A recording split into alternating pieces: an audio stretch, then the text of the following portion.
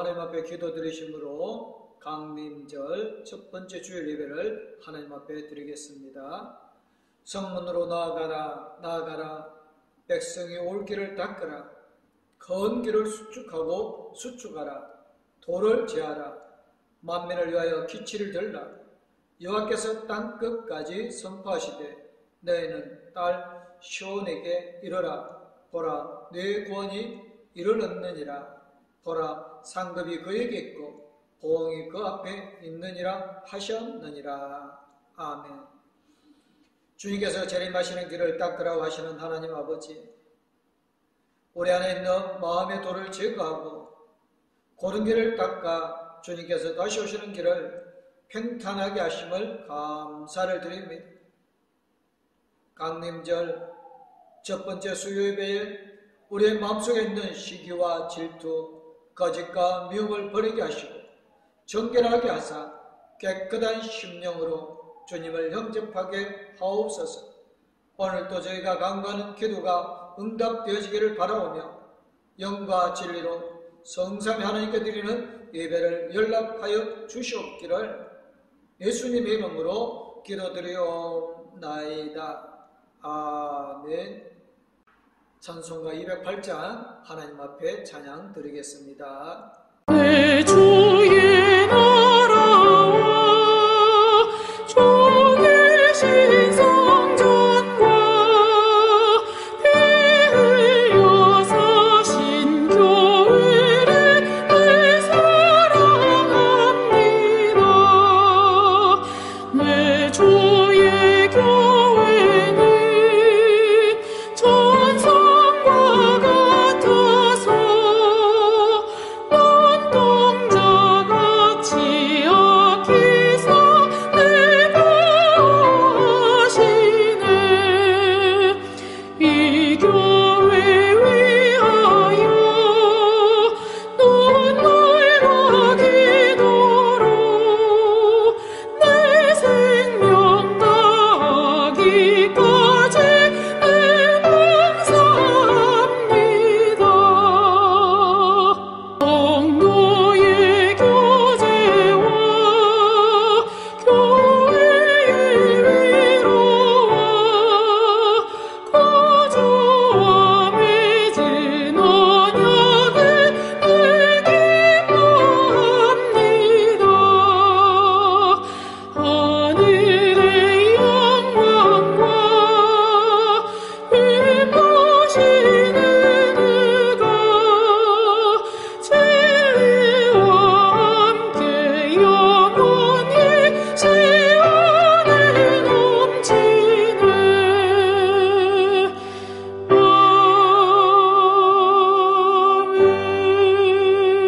아멘. 오늘 우리에게 주신 말씀은 누가복음 21장 25절에서 36절 말씀입니다. 1월 성신에는 징조가 있겠고 땅에서는 민족들이 바다와 파도의 성난 소리로 인하여 혼란한 중에 공고하리라. 사람들이 세상에 임할 일을 생각하고 무서워함으로 기절하리니 이는 하늘의 권능들이 흔들리겠습니다. 그때의 사람들이 인자와 구름을 타고 능력과 큰 영광으로 오는 것을 보리라. 이런 일이 되기를 시작하거든 일어나 머리를 들라. 너희 속량이 가까웠느니라 하시더라. 이에 비유로 이르시되 무화과 나무와 모든 나무를 보라. 싹이 나면 너희가 보고 여름이 가까운 줄을 자연히 아나니 이와 같이 너희가 이런 일이 일어나는 것을 보거든 하나님의 나라가 가까이 온 줄을 알라. 내가 진실로 너희에게 말하노니 이 시대가 지나가기 전에 모든 일이 다 이루어지리라. 전쟁은 없어지겠으나 내 말은 없어지지 아니하리라. 너희는 스스로 조심하라. 그렇지 않으면 방탕함과 수치함과 생활의 염려로 마음이 둔하여지고 뜻밖의 그날이 뜻과 같이 너희에게 임하리라. 이 날은 온 지구상에 가는 모든 사람에게 임하리라. 이러므로 너희는 장차 올 이 모든 일을 능히 피하고 인자 앞에 서도록 항상 기도하며 깨어 있으라 하시니라. 아멘. 찬송가 406장 하나님 앞에 찬양 드리겠습니다.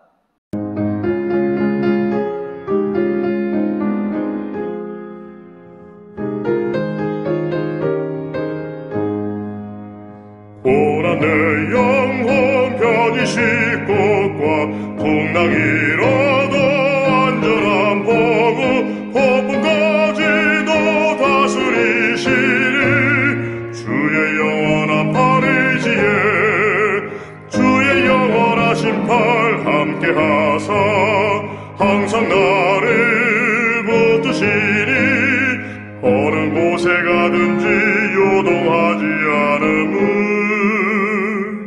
주의 팔을 의지함이라.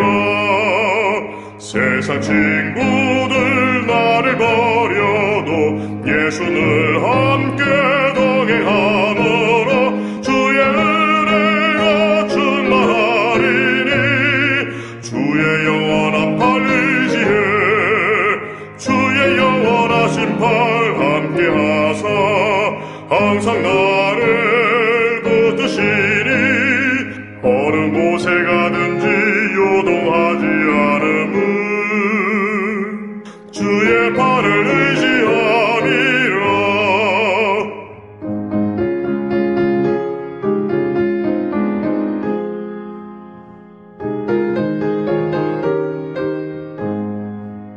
나의 믿음이 연약해져도 미리 예비한 힘을 주시며 위태할 때도 안보하시니 주의 영원한 팔 의지해 주의 영원하신 팔 함께 하사 항상 나를 붙드시니 어느 곳에 가든지 요동하지 않음은 주의 팔을 의지함이라.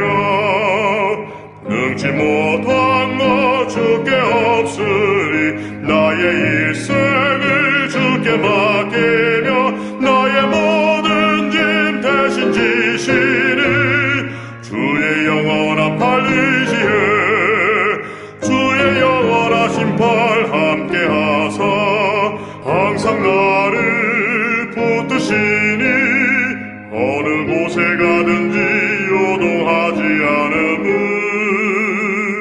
주의 팔을 의지함이라. 오래전에 텔레비전 외화 시리즈 가운데 전격 제트 작전이라는 영화가 있었습니다. 거기 나오는 자동차름이 키트였습니다. 당시로서는 정말 신기한 자동차였습니다. 우선 이 자동차는 말을 알아듣습니다. 명령을 하면 시동도 걸리고 문도 열리고 혼자서 운전도 하고 주인이 아닌 다른 사람이 접근을 하면 혼도 내주었습니다. 또 한 가지 신기한 것은 차에 타면 앞 유리창에 모든 정보들이 다 뜨는 것입니다.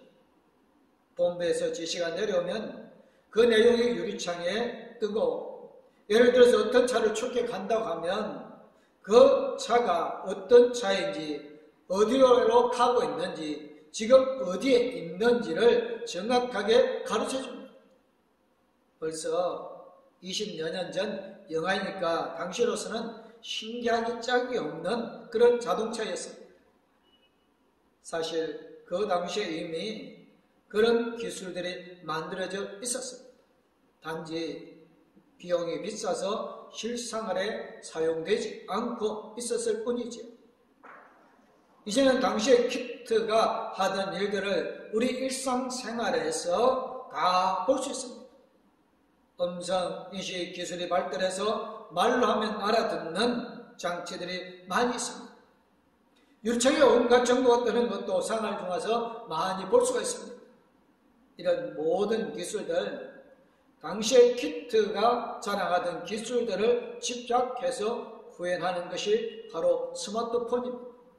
스마트폰을 쓰면서 놀랐던 가운데 하나가 키트의 유리창에 뜨던 정보가 스마트폰에 뜬다는 것입니다. 예를 들면 이런 게 있습니다. 스마트폰 뇌를 실행시키면 주변의 정보들이 화면에 뜹니다. 버스 정류장이 어디에 있고 지하철역에 어디로 가는지, 주변의 식당들이 어떤 게 있는지 이런 정보들이 다 뜹니다. 이런 걸 가리켜서 증강현실이라고 합니다. 증강현실을 사용한 또 하나의 대표적인 예가 내비게이션입니다.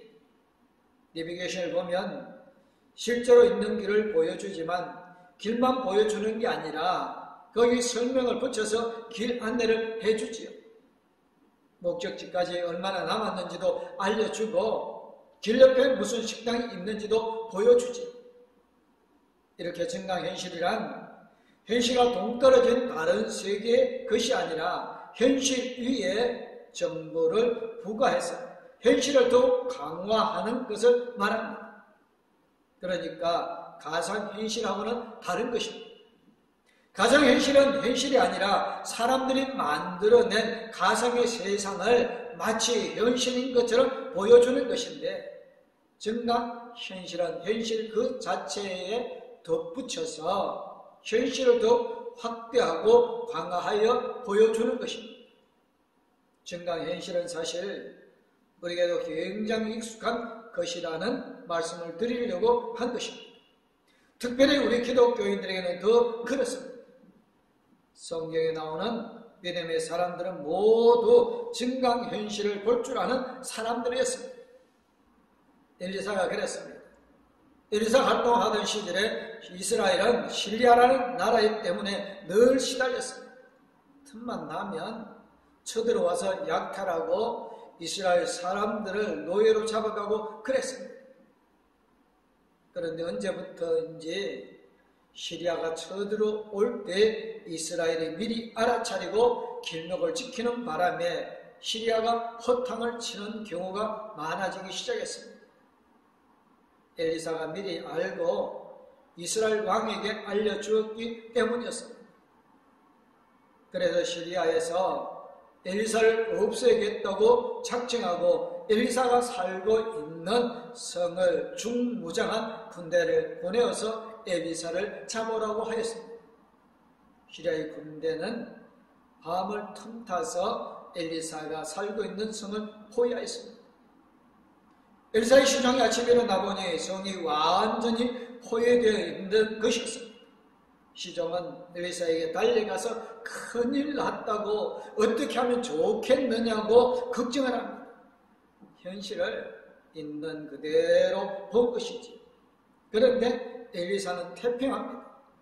오히려 시종에게 걱정하지 말라고 합니다.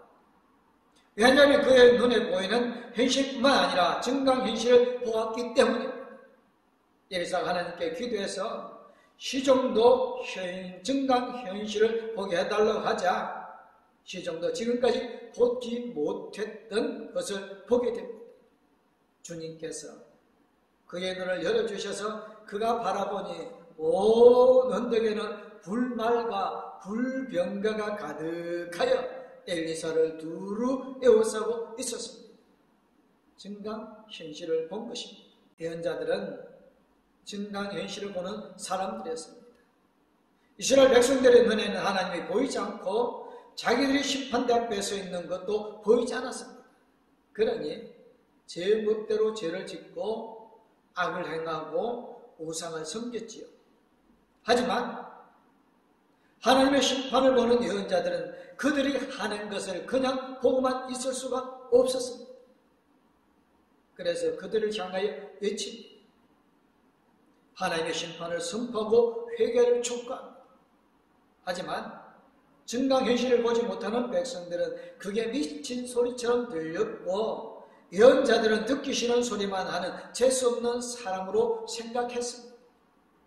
자기들이 보지 못하는 것을 보고 자기들이 알지 못하는 것을 말하니 이스라엘 백성들의 예언자의 말을 들으려고 하지 않았고 더구나 순종하려고는 더더욱 하지 않았습니다. 하지만 예언자들은 없는 말을 하는 사람들이 아니라 증강현실을 보는 사람들이었던 겁니다. 이와 관련된 재미있는 사건이 발람이라는 주술사에게 있었습니다. 이스라엘 백성들이 출애굽하여 가나안을 향해 가고 있을 때였습니다. 하나님이 인도하시는 이스라엘 백성들은 그 앞을 가로막는 민족들을 차례로 격파하고 계속 전진하고 있었습니다. 이 소문이 주변 민족들에게 전해지면서 주위에서부터 모두가 겁을 먹고 있었습니다. 그때 모압이라는 부족의 왕 발람이라는 주수사를 불러서 이스라엘 백성들을 저주해달라고 요청하였습니다. 발람은 하나님이 가지 말라고 하셔서 못 가고 있다가 기어이 모압을 향하여 길을 떠납니다. 그때 하나님의 천사가 칼을 빼들고 길을 막고 서서 발람이 지나가기를 기다리고 있었습니다. 발람은 그것을 보지 못했는데 발람이 타고 가는 나귀는 그것을 보았습니다. 발람은 현실만 보았고 나귀는 증강현실을 본 것이지요. 나중에 발람도 그 장면을 보고 기겁을 하고 천사 앞에 엎드립니다. 이처럼 성경에는 증강현실을 보는 사람들의 이야기로 가득 차 있습니다.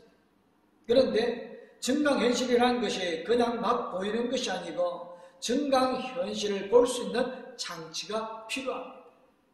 스마트폰으로 볼 수 있다고 했는데 스마트폰으로 보려고 해도 증강현실을 볼 수 있게 해주는 프로그램이 있어야 합니다.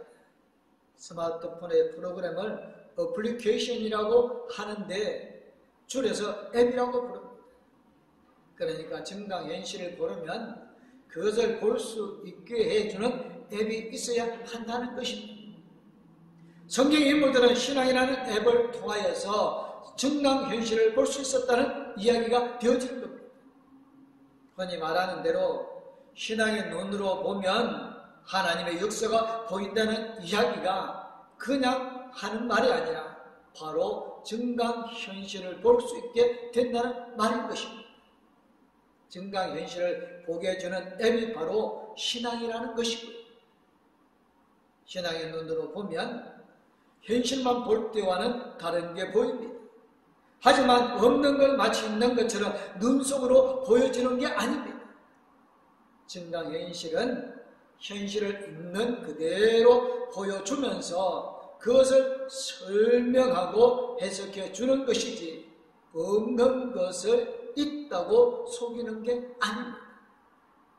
실제로 있는 것인데 그냥 보면 보이지 않는 것, 건물 이름이나 목적지로 가는 방향표시나 이런 것 내비게이션이라는 증강현실을 통해서 보아야 볼 수 있는 것이란 말입니다.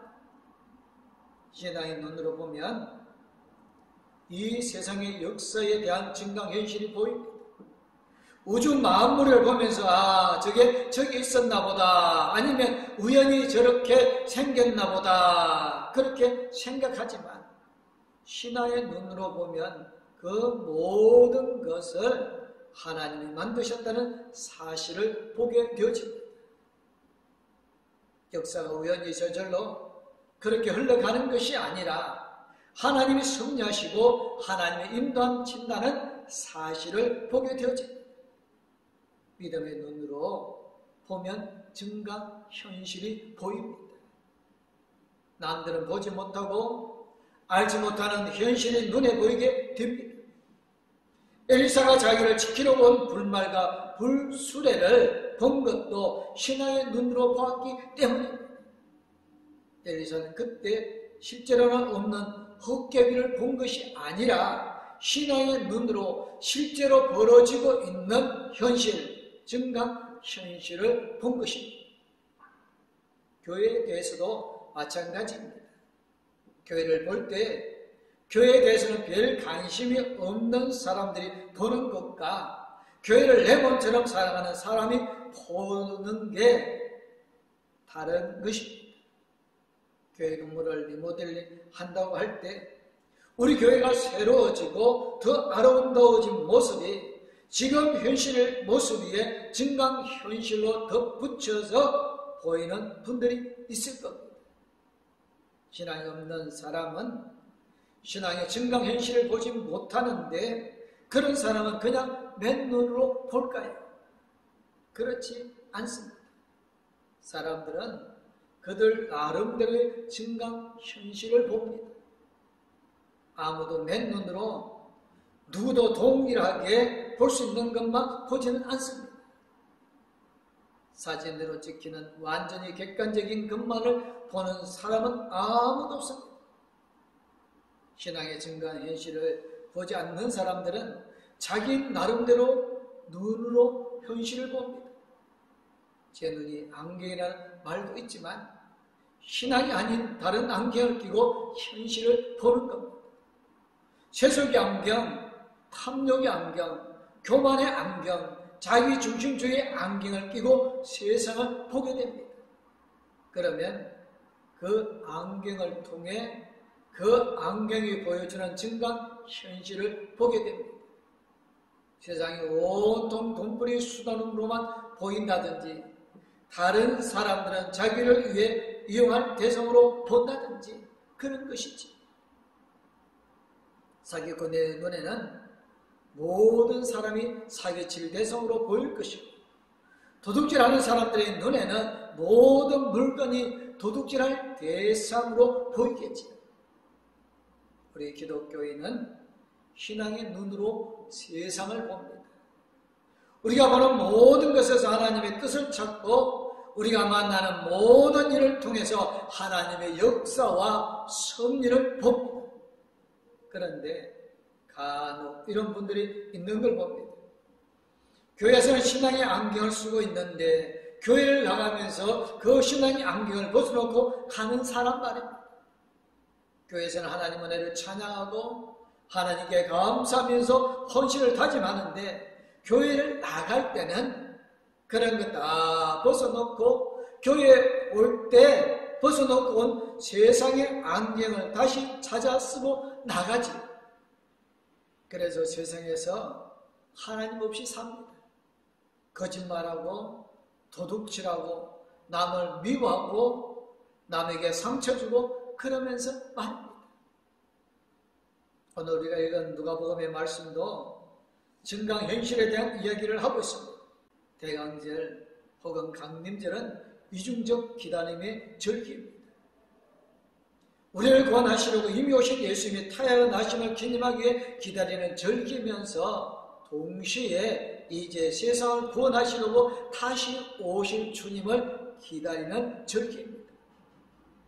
성탄절 앞선 4주간 강림절로 정해서 지키는 것도 증강 현실의 한 사례가 될 텐데요.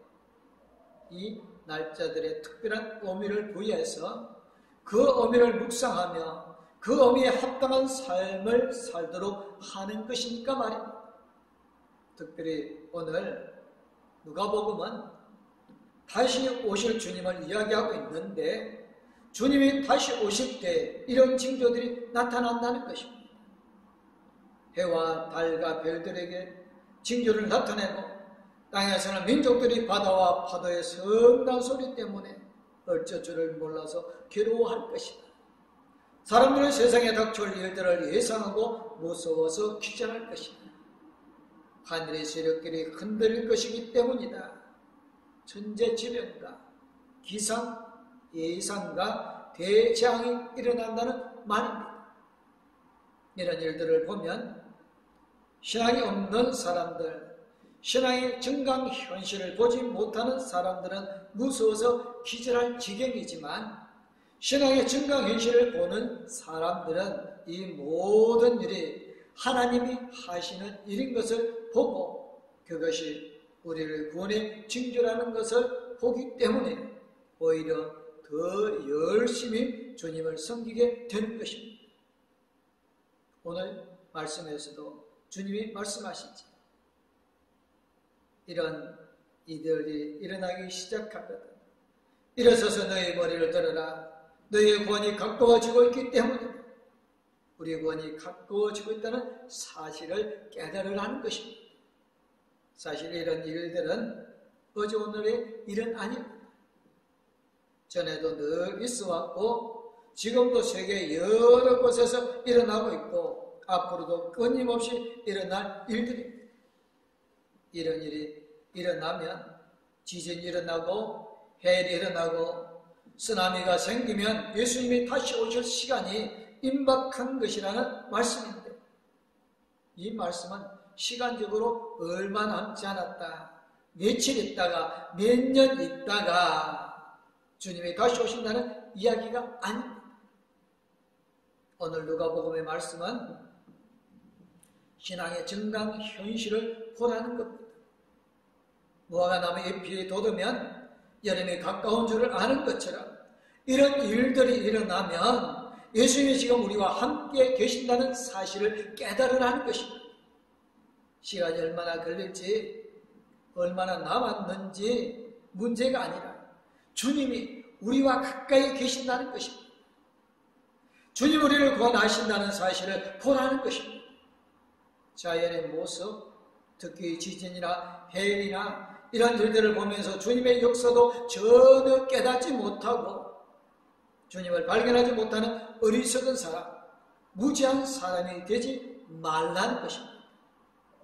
하늘을 보면 주님이 하늘에서 우리에게로 오셨다는 사실을 기억하고, 땅을 보면 주님이 이 땅에서 우리와 함께 사셨던 것을 느끼며 폭풍 가운데서도 우리를 지키시는 주님을 믿으라는 것입니다. 이제 주님이 다시 오실 것을 기다리며 살라는 것입니다. 신앙의 눈으로 증강 현실을 보는 사람은 그것을 보지 못하는 사람과 다른 것을 보기 때문에 살아가는 방식도 달라지게 됩니다.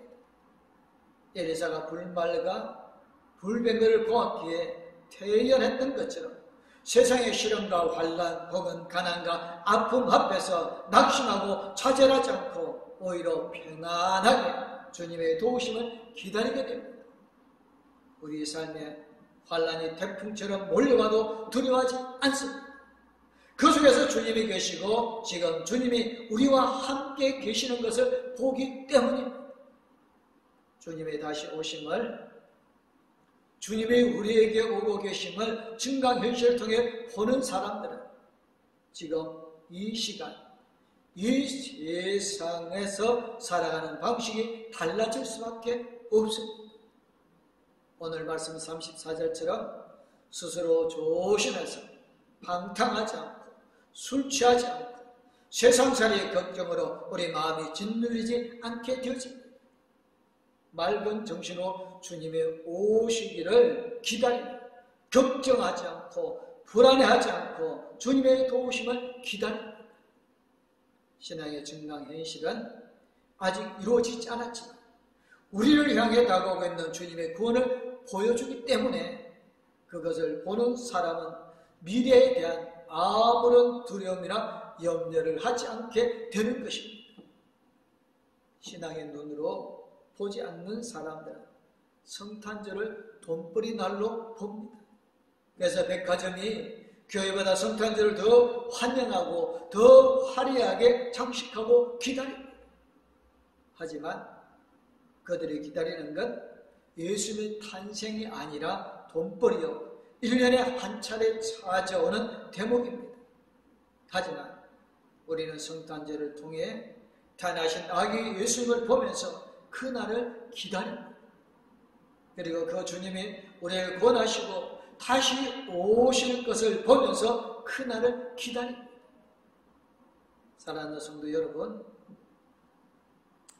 지금 우리는 대림절 절기를 지키고 있습니다. 이 절기에 우리에게 오고 계시는 주님을 볼 수 있기를 바랍니다. 그 주님을 만나시기를 바랍니다.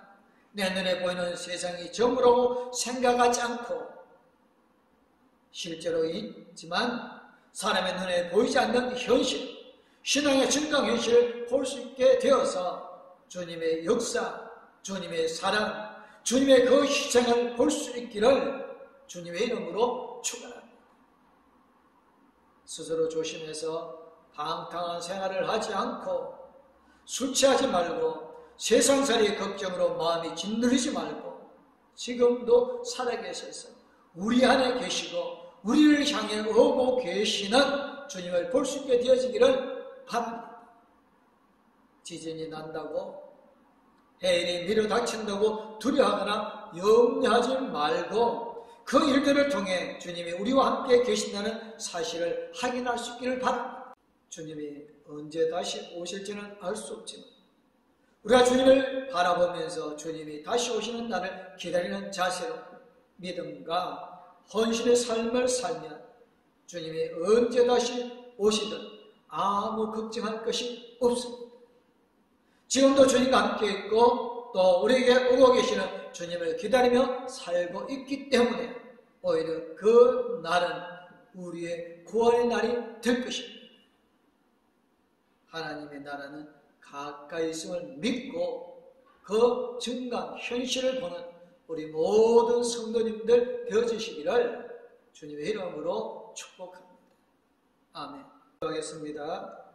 하나님이 보여주시는 모든 징조들을 보면서도 하나님을 깨닫지 못하고 하나님의 역사를 알아차리지 못하는 무지한 사람들이 되지 않도록 저희들을 깨우쳐 주옵소서. 신앙의 증강 현실을 보면서 주님의 말씀이 인도하는 대로 살아가는 저희들이 되어지도록 저희를 붙잡아 주시옵소서.